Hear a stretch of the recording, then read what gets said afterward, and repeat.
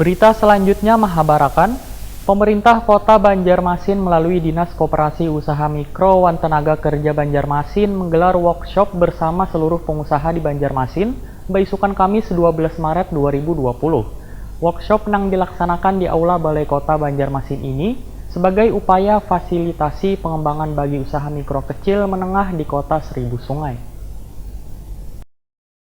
Pemerintah Kota Banjarmasin melalui Dinas Koperasi Usaha Mikro Wan Tenaga Kerja Banjarmasin menggelar workshop bersama seluruh pengusaha di Banjarmasin, beisukan Kamis 12 Maret 2020. Workshop yang dilaksanakan di Aula Balai Kota Banjarmasin ini sebagai upaya fasilitasi pengembangan bagi usaha mikro kecil menengah di Kota Seribu Sungai. Wali Kota Banjarmasin Ibnu Sina, Wahetakoni Prima TV memadahkan, workshop ini bertujuan untuk meningkatkan pola pikir pelaku UMKM. Lantaran selalu sini mindset mental bubuhan pelaku UMKM masih banyak yang negatif. Menurut Ibnu Sina, kegiatan ini adalah untuk memberikan kesadaran baru bahwa mental positif itu harus dibangun dalam pengembangan UMKM. Ibnu Sina menegaskan kegiatan ini selain membahas bagaimana menata pola pikir bagi pengusaha menengah ke arah yang positif, pemerintah juga meminta kepada seluruh pengusaha agar bisa terus meningkatkan kreativitasnya dalam menyajikan suatu produk, serta selalu menjamin akan kehalalan kemasannya, sehingga diharapkan aspek pemasaran bagi UMKM di Banjarmasin akan semakin dikenal masyarakat.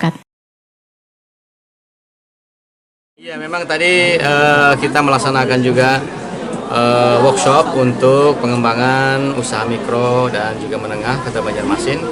Tadi sudah melibatkan juga HIPMI sebagai narasumber, kemudian juga Bank Kalsel yang memang punya inkubator bisnis untuk pengembangan wirausaha baru dan juga UMKM kita, termasuk juga dari Basnas terkait dengan kehalalan sebuah produk. Kami berharap dengan workshop ini para UMKM kita itu bisa lebih bagus lagi dalam berproduksi, dan tentu juga aspek yang keamanan pangan lainnya dan juga kehalalan.